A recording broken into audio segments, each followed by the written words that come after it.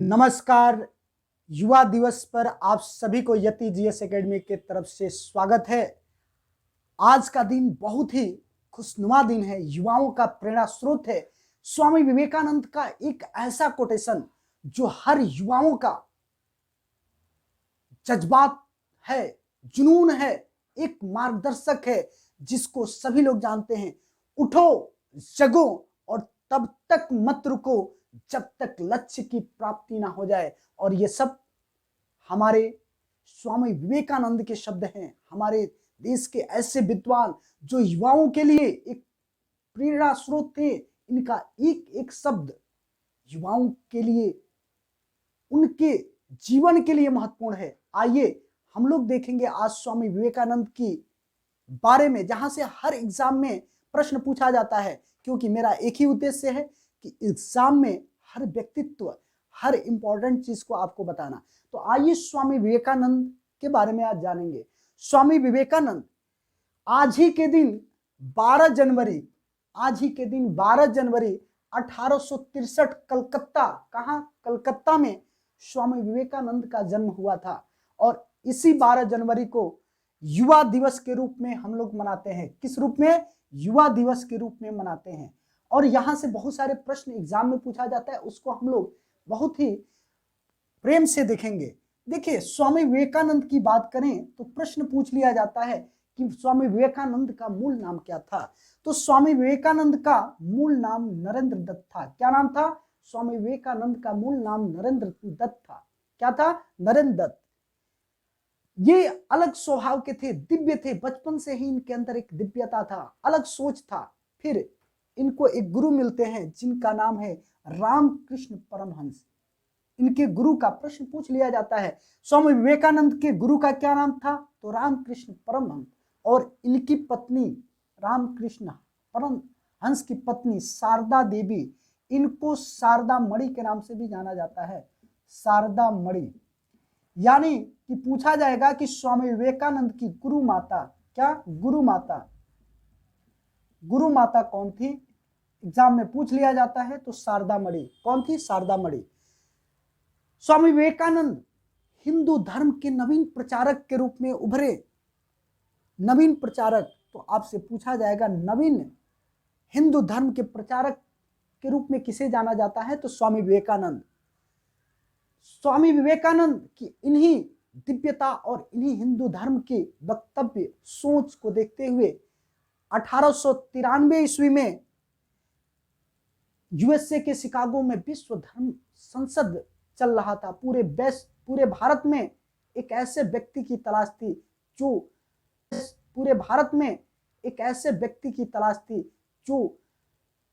England में जाकर, Chicago यानी यूएसए में जाकर अपने गौरव संस्कृति को उजागर करे, बताए। तो एक नाम आता है, ठीक है, स्वामी विवेकानंद का। 1893 ईस्वी में शिकागो यूएसए में विश्व धर्म संसद होता है और फिर उसमें स्वामी विवेकानंद भाग लेते हैं। लेकिन उससे पहले देखेंगे कि खेतरी के महाराज, मध्य प्रदेश के राजा थे। खेतरी के महाराज कहाँ के थे?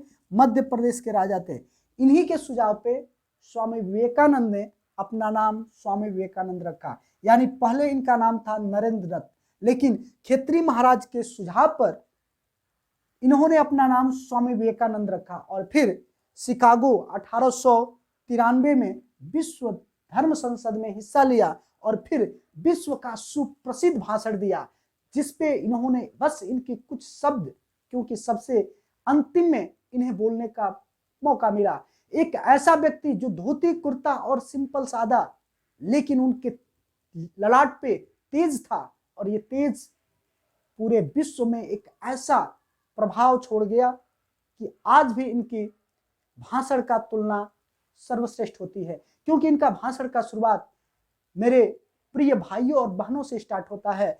और ये इनका जो विश्व प्रसिद्ध धर्म संसद था, उसमें इनका भाषण सुप्रसिद्ध हुआ। और एग्जाम में पूछ लिया जाता है कि स्वामी विवेकानंद ने अपना सुप्रसिद्ध भाषण कहाँ दिया? तो शिकागो। और ये शिकागो वर्तमान में कहाँ है? यूएसए में। 1897 में रामकृष्ण मिशन की स्थापना की। इसका मुख्यालय बेलूर बनाया। कहाँ? बेलूर, और बेलूर कहाँ है? हावड़ा यानी वेस्ट बंगाल में, पश्चिम बंगाल, पश्चिम बंगाल। ये पूछ लिया जाता है कि बेलूर कहाँ है, तो पश्चिम बंगाल में है। स्वामी विवेकानंद ने युवाओं की प्रेरणा के लिए अपनी कुछ पुस्तकें लिखी, इस तरह से भी प्रश्न पूछे जाते हैं। यानी स्वामी विवेकानंद के प्रमुख पुस्तक है ज्ञान योग, कर्म योग और राजयोग।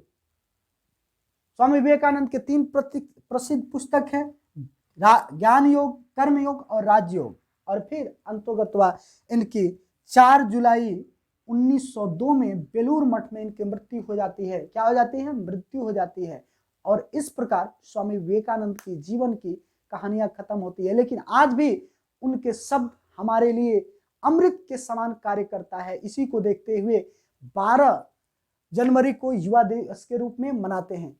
इनके देखते हुए सुभाष चंद्र बोस ने इनकी विद्वता, इनकी दिव्यता को देखते हुए आधुनिक राष्ट्रीय आंदोलन का आध्यात्मिक पिता कहा। किसने कहा? तो सुभाष चंद्र बोस ने। पूछ लिया जाता है आधुनिक राष्ट्रीय आंदोलन का आध्यात्मिक पिता किसे कहा गया? तो सुभाष चंद्र बोस ने किसको कहा? स्वामी विवेकानंद को। ठीक है, इन्हें व्यवहारिक वेदांत का प्रतिपादक भी माना जाता है। यानी कहा जाएगा कि व्यवहारिक वेदांत के प्रतिपादक कौन थे? तो स्वामी विवेकानंद। हमें उम्मीद है कि यहाँ से आप सभी को एग्जामों में बहुत लाभ मिलेगा और आने वाले समय में भी हम ऐसे ही महान व्यक्तियों के ऊपर एग्जाम से रिलेटेड बहुत सारे कंटेंट लेकर आपके साथ आते रहेंगे। और हमारे साथ जुड़ने के लिए हमारे चैनल